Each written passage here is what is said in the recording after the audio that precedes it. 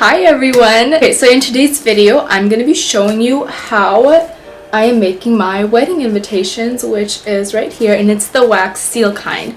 So it has the little rose, and I'm just going to be kind of going over the process that I used for these and just my invitations in general. So I got my wedding invitations from Shutterfly, and I had a 50% off coupon. They always have coupons, so don't buy it on full price. I got mine for 50% off. And it is a trifold, and in the back I had a blue and white color theme, and it has all of our information and everything right here, and then it has 5 pictures in total. So I don't remember how much I paid for all my invitations, but I know for 190 of them, including the invitation card and the gray or silver invitation holder envelope, we paid $280 with shipping and tax included, which is really good. We're having a really big wedding, so we're having a 300-person wedding. We ordered 190 invitations, and we paid $284 or $86, I believe. I think it's pretty good, especially that it's trifold. I love the quality. It was really good. I heard a lot of bad reviews about Shutterfly, so I was kind of worried about it, but I took a shot, and I'm so happy with how they turned out. And let's get into the video. I'll just show you kind of how I did everything with the invitations, RSVP cards, and other little side notes that we had. Okay, so I'll just show you guys what came in the box first. I got this from Amazon. So when you open the box first, the first thing you will see is the metal scoop, and then we have the 3 wax seals. There's gold, silver, and burgundy. And then there's also the stamp, which I got a rose kind of theme. And then it has the metal scoop or the spoon, which you will be pouring the wax from there onto the envelope, however you say it.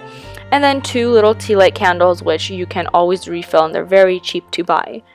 And then these ones, if you guys can see, they do not have a wick. So that's one thing to mention about these ones. These ones don't have a wick. The other type that I got is the ones that do have a wick. I also got these off Amazon. I believe they were like $8 or something. And as you can see, it has the wick here. And then basically it has, I believe, 10 of them that came in this box. And then it has a little sign that says, I believe, like wax seal or something like that. Hold on. Right over here.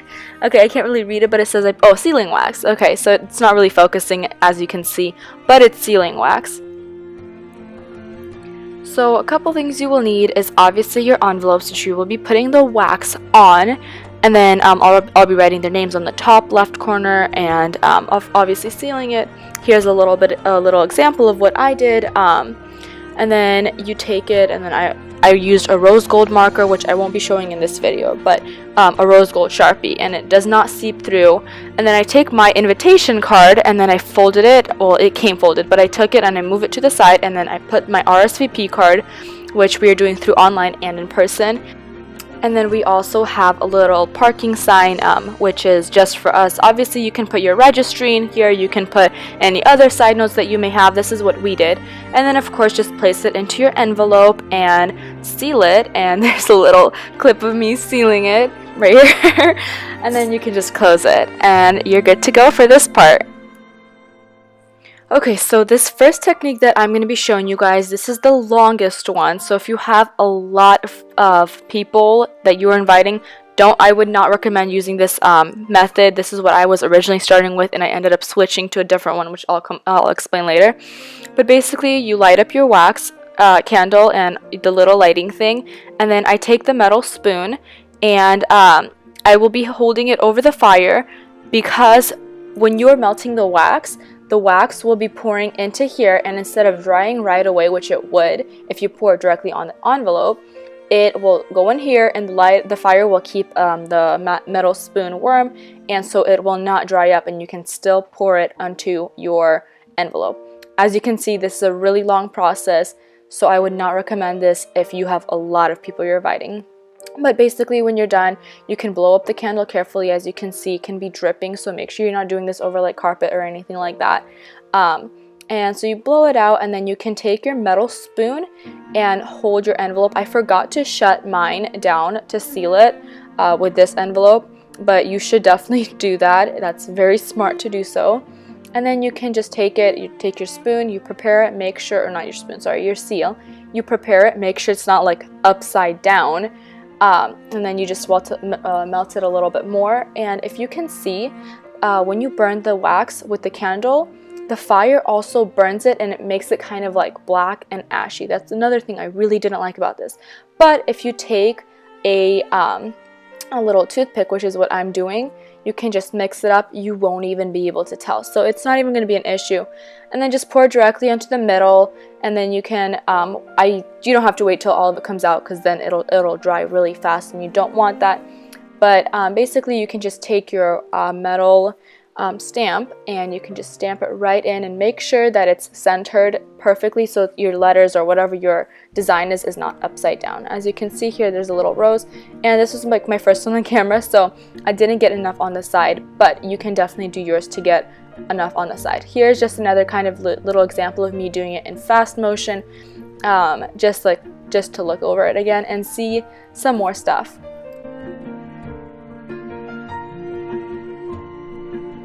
Here's kind of a little example of what I was talking about, like the ashy black. You can kind of see it closer here a little bit better, but as you can see, it's like when it melts, when the fire melts the wax, it turns it black, and you don't want that on the invitations, which is another reason why I'm telling you don't pour it directly onto the invitation cards, because you will see that black and it's not a good looking thing. You don't want that. Pouring the wax is literally one of my favorite things, and then also stamping it down, guys, it's so satisfying. I don't know why, but just like watching how the wax escapes like to the corners, or not really corners, I guess, to the sides, it is so interesting. And then peeling it off, oh my goodness, it is so fun. And even though it's so time consuming, it's so fun. And this is the final product. I love how these look, and this is my favorite color out of all the ones I have. This is the next method, and this is a lot faster than the first one, but it's still a little bit time consuming, I want to say.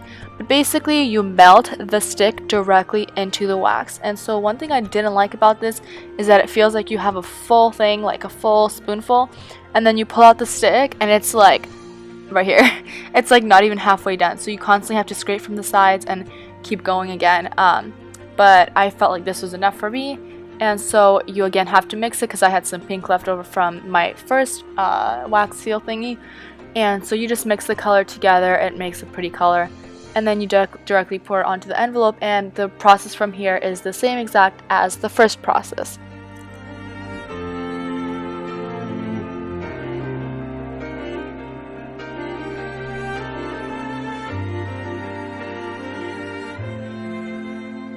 So these are the finished products of the first two methods. This is the one with the wickless wax. I really like this one. This is the one with the pink one. They're not as even, I guess. And then this is the first wax seal I've ever done. Clearly it's not in the best shape. Okay guys, so I'm back with a third option, and I recorded the video probably a week ago, and I'm like, okay, I found something else, so let's try it. This is a glue gun kind of wax seal. So, really easy. You need three things. First of all, of course, your envelopes. Second of all, the glue gun, which I got from Walmart for like $9 or $10. You can get it for the same price off Amazon, so if you're ordering, might as well do it there too.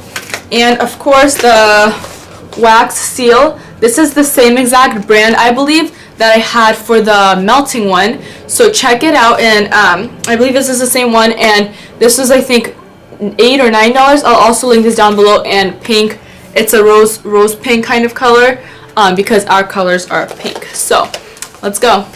Okay, so first things first, you turn on your glue gun. I placed it on high setting first to warm it up faster because it was taking forever. Then you place your glue stick right in, and then you wait until it heats up. I realized that mine was returned. My glue gun that I bought, it was returned previously, so there was a bunch of wax in it still. So I had to squeeze all that out when I noticed mine was coming out already, the pink wax. I just placed it on, and you just put the stamp right directly on it. I'm using the same stamp for all of them, of course. So the first one I didn't really like how it turned out, so I redid it. Here's another process, or not another process, but another example of me doing it. Just keep doing it. There's going to be like 10 examples because it's so fun. This one was a lot better. And then here's one that I peeled off and I'm redoing again. I was having issues with my glue gun at first, but it's a lot better now. And then yeah, you just keep going. As you can see, I really like these because you can peel them off and redo them if you mess up. Here's me filling it in a little bit, which I would not recommend. It doesn't look as good. I would just rather peel it off and do it again. And then yeah, so when the glue gun starts to cool down, it will not stick. So make sure it's still hot, and again, switch it to low temperature as soon as you start pouring it. Otherwise, it will start melting from the back, and you do not want that because it's wasting your glue. But this was my favorite process. It is the quickest. It makes perfect circles, or it's a lot easier to make perfect circles with it, and it just so much faster. So if you have a lot that you're sending out, this is definitely the way to go. So this is kind of a continuation of all the 3 previous methods that you can use. Basically, you can remelt it into the little spoon and then re-pour it again, and this is a life changer. Like, this is so helpful when doing these. And here is the finished product for all of them. Well, without the last example, but I love it. Thank you guys so much for watching. If you guys want to see any other videos, especially for the wedding kind of theme or section, please let me know and I will try my best to make them. Please like, comment, and don't forget to subscribe. I'll see you in the next video. Bye!